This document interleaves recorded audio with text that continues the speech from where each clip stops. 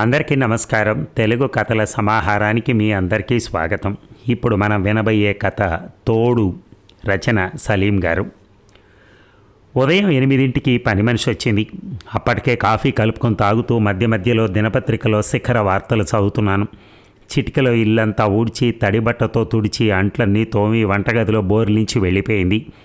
మళ్ళా సాయంత్రం 6ంటికి కానీ రాదు. ఒక్కోసారి అనిపిస్తూ ఉంటుంది, ఇంత చిన్న పనికి అనవసరంగా 1000 రూపాయలు ఇస్తున్నానా అని. 2 గదులు వంటగది అంతే. అంట్లు ఎన్నుంటాయని ఒంటరి పక్షిని. హోటల్ భోజనం పడదు. అదృష్టం ఏమంటే వంట చేయటం ఓ మోస్తరుగా వచ్చు. చిన్నప్పుడు అమ్మకి ఎప్పుడైనా జ్వరం ఇచ్చి పడుకుంటే నేనే వంట చేసేవాడిని. పెళ్ళయ్యాక కూడా వినోదినికి నలతగా ఉన్నప్పుడు వంట నాదే. టమాటా పప్పు ఎంత బాగా చేస్తారో అనేది వినోదిని. నాన్న చేసినట్టు బంగాళాదుంప వేపుడు నువ్వు కూడా చేయలేవమ్మా అనేవారు పిల్లలు. ఇప్పుడు వినోదిని లేదు. చనిపోయి ఏడాది దాటుతోంది. పిల్లలిద్దరూ అమెరికాలో స్థిరపడ్డారు. పేపర్ ఆశాంతం చదివేశాక లేచి వంటగదిలోకి నడిచాను. బియ్యం కడిగి ఎలక్ట్రిక్ కుక్కర్లో పెట్టాను. పప్పులో 4 టమాటా ముక్కలు, 2 పచ్చిమిరపకాయలు, ఉల్లిపాయ ముక్కలు వేసి కాసి నీళ్లు పోసి కుక్కర్లో పెట్టాను. కూర ఏం చేసుకోవాలో అర్థం కాల. అరటికాయ వేపుడు చేసుకుంటేనో వినోదిని ఆవ పెట్టిన అరటి దోట కూర చేసేది. ఎంత బాగుండేదో. ఈ అవస్థలన్నీ ఏం పడతావు? నాకు మళ్ళీ వంట మనిషిని పెట్టుకోరాదా? ఎంచక్కా వండి పెడుతుంది. నువ్వు కాలు మీద కాలేసుకుని తిని పెడితే చాలు అంటూ నవ్వుతాడు పక్క వీధిలో ఉండే సత్యారావు. అతను అలాగే ఒంటరి. భార్య పోయి 4 ఏళ్ళు అవుతోంది. పిల్లలున్న నేటి వృద్ధులకు ఒంటరితనం శాపం. ఏ అమెరికాలోనో ఆస్ట్రేలియాలోనో స్థిరపడ్డ పిల్లలు ఉన్నా ఒకటే, లేకున్నా ఒకటే. ఇక వంట మనిషిని పెట్టుకోవడం నాకే ఇష్టం లేదు. కనీసం ఈ వయసులో అయినా మన కోసం మనం ఖర్చు చేయకపోతే ఎలా చెప్పు? ఇంకెవరి కోసం దాచాలంటావు ముల్లే అంటూ నవ్వుతాడు సత్యారావు. డబ్బు ఖర్చని కాదు, నాకు నచ్చినట్టు వండుకోవచ్చు అన్న ఆలోచన. నాకు వంట కష్టం అనిపించదు, నామోషి కూడా అనుకోను. వంట చేయటం ఒక కళ. అన్నిటికీ మించి కొంత టైం పాస్. ఏదో ఒక రకంగా సమయాన్ని గడపాలి కదా. ఎంతసేపైనా టీవీ ముందు కూర్చొని నానా రకాల హింసల్ని భరించగలను. వంట నాకు కాలక్షేపం. పప్పుడికాక తాలింపు వేశాను. అరటికాయ వేపుల్లో చిటికెడు ఉప్పు, కాసింత కారం వేసి కొద్దిసేపు ఉంచి దించేశాను. సమయం 12కి వస్తుంది. డైనింగ్ టేబుల్ మీద అన్నీ సర్దుకుని భోజనం ముగించాను. 12:30. కొద్దిసేపు పచారులు చేశాక ఒక అరగంట టీవీ చూశాను. బోర్. వేసిన సినిమాలే వేస్తూ సీరియల్స్లో కొత్తదనం ఉండదు. మోసకథలు. టీవీ కట్టేశాను. కొద్దిసేపు నడుము వాల్చి పడుకోవడానికి ప్రయత్నించాను. నిద్ర రావటం లేదు. 33 ఏళ్ళు ఆఫీసులో చాకిరీ చేసి పగటిపూట నిద్రను మర్చిపోయాను. ఇప్పుడు నాకు అవసరం కాబట్టి కటాక్షించమంటే నిద్రాదేవి ఊరుకుంటుందా? అసహనంగా అటు ఇటు దొర్లాను. చిరాకు, విసుగు. లేచి కూర్చున్నాను. ఏం చేయాలి ఇప్పుడు? రిటైర్ అయినా కూడా ఏదో ఒక పనిలో కుదురుకుంటే బాగుండేది. మనసొప్పలేదు. కాసిన డబ్బుల కోసం మరొకరి దగ్గర పనిచేయటం. అహం అడ్డుపడింది. ప్రభుత్వ ఉద్యోగంలో పెంచి పోషించుకున్న అహం. డబ్బుకి ఇబ్బంది లేదు. నాకొచ్చే పెన్షన్ డబ్బులతో దర్జాగా బతికేయచ్చు. పిల్లలిద్దరూ మంచి ఉద్యోగాల్లో ఉండటం వల్ల నా రిటైర్మెంట్ డబ్బులు 15 లక్షలు ఎవరూ ముట్టుకోలేదు. బ్యాంకులో ఫిక్స్డ్ చేశాను. తద్వారా వచ్చే వడ్డీ అదనపు ఆదాయం. కానీ ఇప్పుడు అనిపిస్తోంది నా ఆలోచన తప్పని. డబ్బు అవసరం లేదని అనుకున్నాను. కానీ ఏదో ఒక వ్యాపకం ఎంత అవసరమో గుర్తించలేకపోయాను. బోరుడంతో కూడా చచ్చిపోవచ్చు. రోజు అది నన్ను కొద్దిగా చంపుతున్నట్టు తెలుస్తోంది. లోపల జీవ చైతన్యాన్ని చిన్న చిన్న ముక్కలుగా కొరుక్కు తింటున్నట్టుగా. ముసలితనంలో శాపం అనారోగ్యాలు కాదు, ఆర్థిక ఇబ్బందులు కూడా కాదు. ఒంటరితనం. క్యాన్సర్ కన్నా భయంకరంగా పీడించే ఒంటరితనం. సత్యారావు 6:30 దాటితే గాని రాడు. అప్పటి వరకు శ్లేష్మంలో పడిన ఈగలా కొట్టుకోవడం తప్ప మరో గత్యంతరం లేదు. పెరటి తలుపు తీసి కొద్దిసేపు నిలబడ్డాను. చిన్న పెరడు. ఎప్పుడో పెళ్ళైన కొత్తలో 30 ఏళ్ల క్రితం కట్టించిన ఇల్లు. 200 గజాల స్థలం. వినోదిని బలవంతం మీద పెరటి కోసం స్థలం వదిలి మిగతా జాగాలో ఇల్లు కట్టించాను. తనకు మొక్కలంటే మహాప్రాణం. పసిపిల్లలను పెంచినట్టు పెంచేది. తను బతికున్న రోజుల్లో పెరటి తలుపు తీసి నిలబడితే చాలు రకరకాల మొక్కలు కనులకు విందు చేసేవి. తను పోయాక అవి ఎండిపోయి చచ్చిపోయాయి. బీడు పడిన నేల నాలానే విషాదంగా. మొక్కల ఆలింగనాలు కరువై రాలిపడే ఆకులు కువకువలు వినిపించక ఒంటరిగా నేలకు కూడా ఒంటరితనం శాపమే. ఎటొచ్చి తను వేసిన జామ చెట్టు మిగిలిపోయిన జ్ఞాపకంలో నిలబడింది. కొద్దిసేపు నిలబడ్డాను. ఏం తోచక మళ్ళా లోపలికొచ్చాను. ఒక్కో నిమిషం గుండెల మీద బండరాయిలా జారుతూ జారుతూ ఆరయింది. పని మనిషి వచ్చింది. అంట్లు తోమేసి బట్టలు ఉతికేసి దండానికి ఆరేసి వెళ్ళిపోయింది. మరో 10 నిమిషాలకు వచ్చిన సత్యారావం చూసి ప్రాణం లేచొచ్చింది. ఇద్దరం పార్కు వైపు మెల్లగా నడుస్తున్నాం. ఏమిటి నీరసంగా ఉన్నావు? ఆరోగ్యం బాగాలేదా? సత్యారావు నా వైపు పరిశీలనగా చూస్తూ అడిగాడు. ఆరోగ్యానికి ఏమిలే, మామూలుగా ఉండే వృద్ధాప్య సమస్యలే, ఏదోలా బండి లాగాలగా. మరి ఎందుకు అలా ఉన్నావు? జబ్బు పడిన వాళ్ళలాగా డీలా పడిపోతూ. మనసే బాగుంటలేదు, దానికి జబ్బు చేసేలా ఉంది. ఏమిటి పిల్లలు గుర్తొచ్చారా? వెళ్ళి 4 రోజులు గడిపి రాకూడదు? ఆ తర్వాతైనా మనకి ఏకాంతవాసం తప్పదు కదా. ఒంటరితనం కొండ చిలువల కొద్ది కొద్దిగా మింగేస్తున్న భావన. నేనంటూ మిగలకుండా లుప్తమైపోతానేమో అన్న భయం. మనకి వయసులో ఏదో ఒక హాబీ తోడుగా ఉంటే ఒంటరితనం బాధించదు. పుస్తకాలు చదవడమో చిత్రలేఖనమో. నేను చూడు, పుస్తకం పట్టుకుంటే సమయమే తెలియదు. ఎంత సాహిత్యం ఉందని, ఎంత తోడినా ఇంకిపోని సముద్రం అంతా. నాకు అలాంటి అలవాట్లు లేవని నీకు తెలుసుగా. పోనీ మంచి పాటలు విను. ఎన్ని గంటలు ఎన్ని రోజులు, అది బోరేగా. నిజమే. పోనీ టీవీ చూడు, 24 గంటలు ఏదో ఒకటి కళ్ళ ముందు కదులుతూ ఉంటుందిగా, కాలక్షేపం అయిపోతుంది. ఎందుకు బాబు, పిచ్చెక్కి ఎర్రగడ్డ హాస్పిటల్లో చేరటానికా? నన్ను ఇలా కొంతకాలం బతకనీవా? ఓ గంటో 2 గంటలో చూస్తేనే మనసు కకావికలమై జుట్టు పీక్కోవాలనిపిస్తుందే. టీవీ క్షణం వల్ల అదొక ప్రమాదం ఉంది కదూ అంటూ సత్యారావు పెద్దగా నవ్వాడు. పార్కు లోపల బెంచీ మీద కూర్చున్నాం. దీనికి ఒకటే పరిష్కార మార్గం కనిపిస్తోంది. మళ్ళా పెళ్లి చేసుకో. ఈ మధ్య మ్యారేజ్ బ్యూరో వాళ్ళు మనలాంటి ఒంటరి ముసలోళ్ళ కోసం తగిన వధూవరులను వెతికి పెడుతున్నారట అన్నాడు సత్యారావు. నేను ఆ విషయం గురించి చాలాసార్లు ఆలోచించి ఉంటాను. కానీ నా వయసులో ఉన్న ఒంటరి మగవాళ్ళు మళ్ళా పెళ్లి చేసుకునేది వంట చేసుకోవటం చేతకాక, ఒక ఆడదుంటే పూటకింత వండి పెడుతుందన్న ఆశ. నాకు అవసరం లేదు. అదే మాట చెప్పాను. అంటే నీ ఉద్దేశంలో కేవలం చేయి కాల్చుకోలేకే అందరూ మళ్ళా పెళ్లి చేసుకుంటున్నారనే? ఈ వయసులో ఇంకేం అవసరాలు ఉంటాయి? తోడు మాట్లాడుకోవటానికి ఓ మనిషి, మన బాధల్లో పాలు పంచుకోవటానికి ఒక ఆసరా. దీని గురించి ఆలోచించాను. తోడు, నాతి చరామి అని పెళ్లిలో ప్రమాణాలు చేశాం కదా. నా సహచరి, నా తోడు, నా ఆసరా అన్నీ వినోదినే. మరో స్త్రీని ఆ స్థానంలో ఊహించుకోలేను. తనే మనస వాచ కర్మణ అర్ధాంగి. ఎన్ని అర్ధాంగాలుంటాయి? ఒక్కటేగా. ఇప్పుడు లోకమంతా ప్రాక్టికల్గా ఆలోచిస్తుంటే ఇంకా సెంటిమెంట్స్ను పట్టుకుని పాకులాడతావేంటి? మనం సుఖం చూసుకోవద్దా? మన సౌకర్యం గురించి ఆలోచించుకోవాలి కదా. మిగతావేవి మనకు ముఖ్యం కాదు అని. నాకు ముఖ్యమే. నాకు తోడుగా వినోదిని ఆలోచనలున్నాయి, జ్ఞాపకాలున్నాయి. అవి చాలు. ఇంకేమైనా మార్గం ఉంటే చెప్పు. ఎక్కడ దొరికాడు ఈ మూర్ఖుడు అన్నట్టుగా చూశాడు సత్యారావు. ముఖం తిప్పుకుని దూరంగా చూస్తూ, కుక్క పిల్లను పెంచుకోరాదు? కాలక్షేపానికి కాలక్షేపం, కావలసినంత కాపలా. దానికి చాకరీ ఎవడు చేస్తాడు? పూటకి దానికి తిండి పెట్టాలి, దాన్ని బయటికి తిప్పాలి, దాని కాలకృత్యాల అవసరాలు పట్టించుకోవాలి. నా వల్ల కాదు. అబ్బో, నీతో చాలా చిక్కొచ్చిందే. మహాతల్లి ఎలా భరించిందో ఏమిటో. ఆకాశం కేసి దండం పెట్టి నా వైపు చూసి నవ్వాడు. నేను సీరియస్గా ఉండడం చూసి మళ్ళా ఆలోచనల్లోకి వెళ్ళి, ఓ పని చేద్దాం, ఏదైనా పక్షిని పెంచుకుంటేనో? ఎస్, ఇది నాకు మంచి ఆలోచనలా తోస్తోంది. ఏ పక్షిని? చిలుక.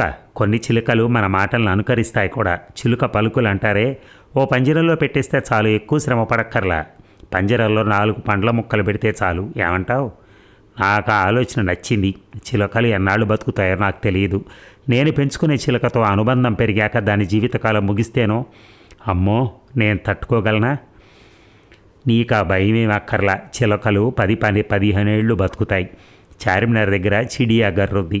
అక్కడ రకరకాల పక్షులను అమ్మే హుస్సేన్ అలీ నాకు తెలుసు. రేపు సాయంత్రం 5ంటికి వెళ్దాం, రెడీగా ఉండు అన్నాడు. మరునాడు ఇద్దరం కలిసి చార్మినార్ దగ్గర ఒక ఇరుకైన సందులో ఉన్న హుస్సేన్ అలీ చిడియాఘర్కు వెళ్ళాం. రకరకాల సైజుల్లో పంజరాలు, వాటిల్లో రకరకాల పక్షులు, రంగురంగుల పక్షులు. పెంచుకోవటానికి మంచి చిలకను చూపించు అలీబాయ్. సత్యారావు ముందుకెళ్ళి అడిగాడు. మీకోసమా సాబ్? కాదు, నా దోస్త్ కోసం నన్ను ముందుకు లాగుతూ అన్నాడు. నేను పలకరింపుగా నవ్వాను. అచ్చా, ఆప్కే లియే. ఈ చిలుకను చూసారా సాబ్? ఖూబ్సూరత్ తోత. ఎంత అందంగా ఉందో చూసారా? ఓ పంజరాన్ని తీసి చేతిలో పట్టుకుని చూపుతూ అన్నాడు అలీబాయ్. దీని రంగుల కలయిక చూశారా సాబ్? కళ్ళు చూశారా ఎంత కళగా ఉన్నాయో? ఆ మెడ తిప్పటంలో వయ్యారం చూశారా?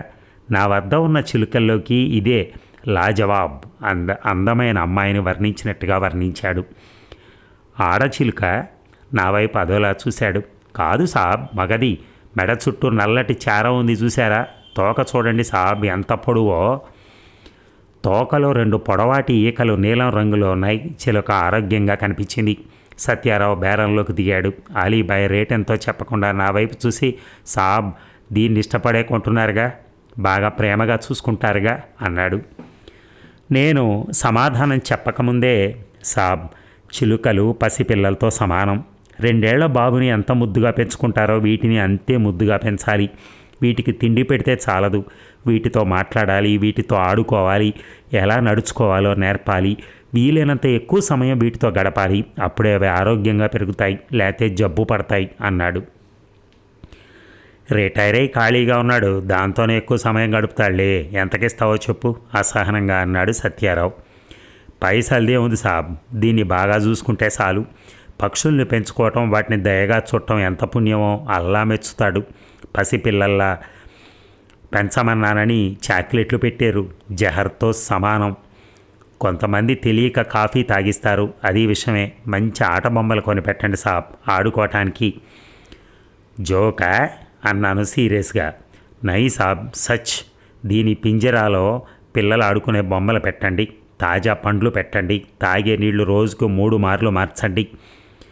అవన్నీ నెట్లో చూస్తే తెలుస్తాయిలే అలీబాయ్, దాని రేటెంతో చెప్పు మొదట అన్నాడు సత్యారావు విసుగ్గా. నిజమే సాబ్, అన్నీ ఇంటర్నెట్లో దొరుకుతాయి, కానీ నా తాపత్రయం నాది. ప్రేమగా పెంచుకున్న బిడ్డల్లాంటివి సాబ్ ఈ పక్షులు. జాగ్రత్తలు చెప్పకుండా అమ్మటానికి మనసొప్పదు అంటూ రేటు చెప్పాడు. సత్యారావు గీసి బేరమాడితే మీ ఇష్టం వచ్చినంత ఇవ్వండి సాబ్, నా బిడ్డలను అమ్ముకోవటం లేదు, దత్తతకిస్తున్నాను అన్నాడు. నేనిచ్చిన డబ్బులు తీసుకుని పంజరాన్ని నా చేతిలో పెడుతూ, సాబ్ జాగ్రత్తగా చూసుకుంటారుగా, ఏమైనా పరేషాన్ చేస్తే నాకు ఫోన్ కొట్టండి, ఇదిగో నా కార్డు అంటూ తన విజిటింగ్ కార్డు చేతిలో పెట్టాడు. దారిలో పెట్ షాప్కి వెళ్ళి దానికి పండ్లు పెట్టడం కోసం ఒక చిన్న స్టీలు మూత, నీళ్ల కోసం చిన్న గిన్నె కొన్నాం. పంజరంలో పెట్టడం కోసం చిన్న ఇనుప ఉయ్యాల, చెక్కతో చేసిన బొమ్మలు, ప్లాస్టిక్ బంతులు, జామ, అరటి, యాపిల్ పళ్ళు కొనుక్కొని ఇంటికొచ్చాను. నా పడగదిలోనే పంజరాన్ని వేలాడదీశాను. మేలుకొని ఉన్న సమయంలో ఉయ్యాల ఊగుతూనో, చెక్కను కొరుకుతూనో, పంజరం చుట్టూ చక్కర్లు కొడుతూనో, బంతి మీద బ్యాలెన్స్ చేస్తూనో గడిపేది. దానికి మిట్టు అని నామకరణం చేశాను. హలో మిట్టు అంటే చాలు, తన చక్రాల లాంటి కళ్ళను అటు ఇటు తిప్పి చూస్తుంది. దాంతో ఏం మాట్లాడాలో తెలిసేది కాదు. సమాధానం ఇవ్వలేని, సంభాషణ సాగించలేని జీవితో ఏకపక్షంగా ఎన్నని మాట్లాడను. అప్పటికి ఏం చేస్తున్నావు? ఈ ఇల్లు నీకు బాగుందా? పండ్లు తిన్నావా? నీళ్లు తాగావా? అలాంటివి పదే అడిగి వాటి తర్వాత మాటల తూణీరం ఖాళీ అయిపోయి ఇంకేం మాట్లాడాలో తెలియక అవస్థగా ఉంది. అదే విషయాన్ని అలీబాయ్కి ఫోన్లో చెప్పాను. సాబ్, పసిపిల్లాన్ని ఒళ్ళో పడుకోబెట్టుకుని అమ్మ కబుర్లు చెప్తూ ఉంటుంది చూడండి, అలా చెబుతూ ఉండాలి. మీరు దాని మీద శ్రద్ధ పెడుతున్నారో లేదో అన్న విషయాన్ని చిలుక జాగ్రత్తగా గమనిస్తూ ఉంటుంది. దాంతో మాట్లాడండి, దాంతో ఆడుకోండి. మీతో ఎంతటి అనుబంధాన్ని ఏర్పరచుకుంటుందంటే మీరు మరొకరితో మాట్లాడినా ఈర్షపడే అంత. దాని అవసరాల్ని గమనించండి. అది చాలా తెలివిగల పక్షి. రోజులో వీలైనంత ఎక్కువ సమయం దాంతోనే గడపండి సాబ్ అంటూ లెక్చర్ ఇచ్చాడు. ఆడవాళ్ళైతే ఏదో ఒకటి మాట్లాడుతూ ఉండగలరేమో కానీ మగాళ్ళకి ఇది సాధ్యమా? నేను ప్రయత్నించి కూడా విఫలమయ్యాను. ఏమిటి పిచ్చితనం అనిపించేది. అప్పటికీ పంజరాన్ని కిందగా దింపి మంచం పక్కన ఉన్న టీపాయ్ మీద పెట్టి నా పనులు చేసుకుంటున్నా. మధ్యలో అదేం చేస్తుందో గమనించుకుంటున్నా. అది పండ్ల ముక్కల్ని ఎడంకాలి వేళ్ల మధ్య పట్టుకుని నోటికి అందించుకొని తింటుంటే చూడటం ఇష్టం నాకు. కాలి వేళ్ళని చేతుల్లా వాడి ఆహారాన్ని నోటికి అందించే పక్షి ఇది ఒక్కటేనేమో. దీంది ఎడమ చేతి వాటం. 15 రోజులు గడిచిపోయాక కొత్త సమస్య మొదలైంది. బెడ్రూమ్ వదిలి వంటగదిలోకి వెళ్ళిన 2 నిమిషాలకే గొంతు చించుకొని అరుస్తోంది మిట్టు. ఆ శబ్దం కర్ణ కఠోరంగా భయం గొలిపేలా ఉంది. గదిలోకి వెళ్ళి ష్ అంటే గమ్ము నుండిపోతుంది. తలుపు మూసి బయటికి రాగానే మళ్ళా అరుస్తుంది. నేను లోపలికి వెళ్ళి ష్ అంటాం. వంటగదిలోకి వెళ్ళిన 2 నిమిషాలకి మళ్ళా కీచు గొంతుతో అరవటం. ఇష్ అంటాం, మళ్ళీ అరవటం. మిట్టుకి ఆటగా ఉందేమో కానీ నా తల ప్రాణం పాదాల్లోకి పాకుతోంది. ఒంటరితనాన్ని పోగొట్టుకోవాలనే ధ్యాసలో అనవసరమైన లంపటాన్ని తలకు చుట్టుకున్నానా అని బెంగపడుతూ అలీబాయ్కి ఫోన్ చేశాను. అలీబాయ్ పెద్దగా నవ్వాడు. నేను ముందే చెప్పాగా సాబ్, చిలుకలు పసిపిల్లలతో సమానమని. మీరు ఏవి నేర్పితే దాన్నే నేర్చుకుంటాయి. మీరు దానికి కనిపించకుండా బయటికి వెళ్ళిపోతే ఒంటరితనాన్ని భరించలేక పెద్దగా అరిచి గోల పెట్టింది. మీరు వెంటనే దానికి కనిపించి ఇష్ అన్నారు. వెంటనే దానికో విషయం అర్థమైంది. అరిచి గోల చేస్తే మీరు ఎక్కడున్నా వచ్చి కనిపిస్తారని. మీరే దానికి నేర్పి దాన్ని తప్పుపడితే ఎట్లా సాబ్ అంటూ మళ్ళీ నవ్వాడు. ఈసారి అది అరిచి గీపెట్టినా వెళ్లకుండా నా పని నేను చేసుకోవటం ప్రారంభించాను. 4 రోజులు గడిచాయి. మిట్టు ఒకప్పట్లా ఉత్సాహంగా ఉండటం లేదు. ఉయ్యాల ఊగటం లేదు. చెక్క ముక్కల్ని కొరకటం లేదు. బంతి పైకెక్కి ఆడుకోవటం లేదు. పండ్లు తినటం తగ్గించింది. నేను దాన్ని వదిలి బయటికి వెళ్ళినా అరవటం లేదు. నాకు భయం పట్టుకుంది. మిట్టు, ఏమైంది నీకు అన్నాను. అది నా వైపు నిరాసక్తంగా చూసి రెక్కల్లో తలదాచుకుంది. దీనికి ఏమైనా జబ్బు చేసిందా? డాక్టర్కి చూపించాలా? పంజరాన్ని వారానికి 2 మార్లు శుభ్రం చేస్తున్నానే. తాగే నీళ్లను రోజుకు 3 మార్లు మారుస్తున్నానే. తాజా పళ్ళనే తినిపిస్తున్నాను. నాకు అలీబాయ్ చెప్పిన విషయం గుర్తొచ్చింది. వాటిని సరిగ్గా చూసుకోకపోతే ఒంటరితనానికి లోనై జబ్బు పడతాయి. ఆ జబ్బు మరీ ముదిరితే తన ఈకల్ని తనే పీక్కుని గాయపరుచుకుని చచ్చిపోతాయి సాబ్. అందుకే చాలా ప్రేమగా చూసుకోవాలి. మన పిల్లల కన్నా మరింత శ్రద్ధగా పెంచాలి సాబ్. మిట్టు రోజు రోజుకి కృషించిపోతోంది. పండ్లు తినటం మానేసింది. రోజులో ఎక్కువ భాగం మత్తుగా పడుకొని ఉంటుంది. ఇక లాభం లేదని స్వయంగా అలీబాయ్ షాప్కి వెళ్ళాను. ఎప్పటికి మళ్ళీ షాపులో సందడిగా ఉంది. అలీబాయ్ పక్షులు చూపిస్తూ వాటి గుణగణాలను వర్ణిస్తూ రేట్లు మాట్లాడుతూ జాగ్రత్తలు చెప్తూ డబ్బులు తీసుకుంటూ అష్టావధానం చేస్తున్నాడు. అతను కొద్దిగా ఫ్రీ అయితే సావధానంగా మాట్లాడొచ్చని ఓ పక్కగా నిలబడ్డాను. అప్పుడే ఒక స్త్రీ తన చేతిలో ఉన్న పంజరాన్ని అలీబాయ్కి ఇస్తూ చెప్తోంది. ఈ చిలుకతో వేగ లేకుండా ఉన్నాను. పొద్దస్తమాను దీని ఎదురుగా కూర్చోమంటే కుదిరే పనేనా? ఇంటి పని వంట పని చేసుకోవద్దు. వారం నుంచి అలిగినట్టుగా ముడుచు కూర్చుంది. పండ్లు ముట్టదు, పడుకునే ఉంటుంది. నాకీ తలనొప్పొద్దు, నువ్వే ఉంచుకో. ఓసారి అమ్మాక మళ్ళా వెనక్కి తీసుకోవడం కుదరదమ్మా, మేము తిరిగి కొనుక్కోము అన్నాడు అలీబాయ్ పంజరాన్ని తిరిగి ఆమె చేతిలో పెడుతూ. నాకేమీ డబ్బులు ఇవ్వనక్కర్లా. నా వద్ద ఉంటే చనిపోతుందేమో అని భయమేస్తోంది. ఆ పాపం నాకెందుకు, నువ్వే ఉంచుకో. ఇక్కడ ఇన్ని పక్షుల మధ్య మళ్ళా హుషారుగా తిరుగుతుందని ఆశ అంటూ పంజరాన్ని బల్ల మీద పెట్టేసి వడివడిగా వెళ్ళిపోయింది. అల్లా క్యా ముసీబత్ హై అని గొణుక్కుంటూ పంజరంలోని చిలుక వైపు కొన్ని క్షణాలు పరిశీలనగా చూసి పైకప్పుకున్న కుక్కానికి వేలాడదీశాడు. ఇదే సరైన అదననుకుని ముందుకెళ్ళి, అలీబాయ్, నా చిలక్కి అదే సమస్య. మెతుకు ముట్టట్లా, జబ్బు పడినట్టు డీలా పడిపోతుంది. డాక్టర్ చూపించాలంటావా అని అడిగాను. ఇందాక ఆమె తెచ్చిచ్చిన చిలుకను చూసావుగా సాబ్, దానికి జబ్బేమీ లేదు, ఒంటరితనం తప్ప. మీ చిలకది అదే సమస్య. ఒంటరితనాన్ని తట్టుకోలేక చిలుకలు ఆత్మహత్యలు కూడా చేసుకుంటాయి సాబ్. అన్నిటికన్నా పెద్ద జబ్బు ఈ ఒంటరితనం. ఓ పని చేయండి, ఇది ఆడచిలుక. దీన్ని తీసుకెళ్లి పంజరంలో పెట్టండి. ఒకదానికి ఒకటి తోడు, రెండింటి ఆరోగ్యం బాగుపడుతుంది అన్నాడు పంజరాన్ని కిందకి దింపుతూ. ఒకదానితోనే సమస్యగా ఉంటే దానికి తోడు మరొకట అన్న సందిగ్ధంలో ఉండగానే నా చేతిలో పెట్టి, ఇంకేం ఆలోచించకండి సాబ్, మీకు అల్లా మేలు చేస్తాడు, మీరేం డబ్బులు ఇవ్వక్కర్లా, తీసుకెళ్ళండి చాలు అన్నాడు. కొనేటప్పుడు వీటిని బాగా చూసుకుంటామని తీసుకెళ్తారు. తీరా అవి జబ్బు పడ్డాక మాకింకేం పనులు లేవా అనుకుంటూ తిరిగి వస్తారు. ఏ మనుషులో ఏమిటో అని గొణుక్కుంటున్నాడు. ఇంటికి వచ్చాక ఆడచిలకను కూడా మిట్టు ఉన్న పంజరంలో పెట్టి దాని ముందు పండ్ల ముక్కలు, మంచినీళ్లు పెట్టాను.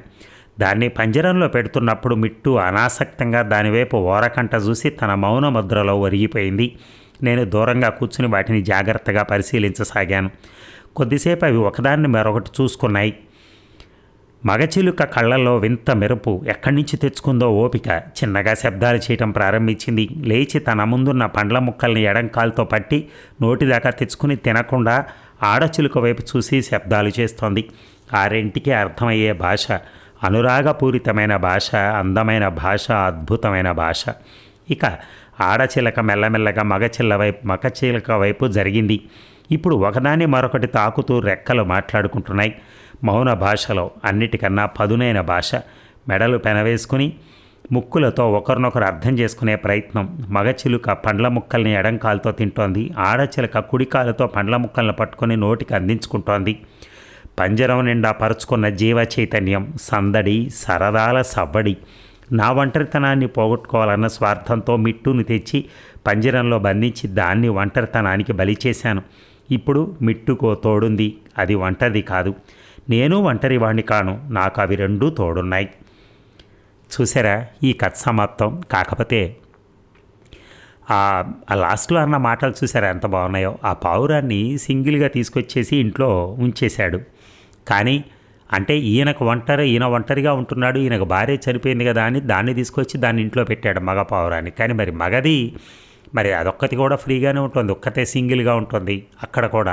మరి అప్పుడు కూడా ఎలా ఫీల్ అవుతుంది? అలాగే ఫీల్ అవుతుంది. దానికోసమని ఏం చేశాడు, మళ్ళా ఒక ఆడ పావురాన్ని తీసుకుని వచ్చాడు. ఇప్పుడు ఏమైంది, అవి రెండు చక్కగా ఉంటున్నాయి ఇప్పుడు ఆరోగ్యంగా. కానీ మన సారుకు మాత్రం ఆ మగ చిలక ఏవైతే ఉందో, ఆడచిలకకి మర్చిపోయాను, పావురం అని చెప్పాను కదా, సారీ పావురం కాదు చిలుకే. ఆ మగ చిలుకకి ఆడచిలుక కలవటం వల్ల వాళ్ళిద్దరూ హ్యాపీగా ఉన్నారు.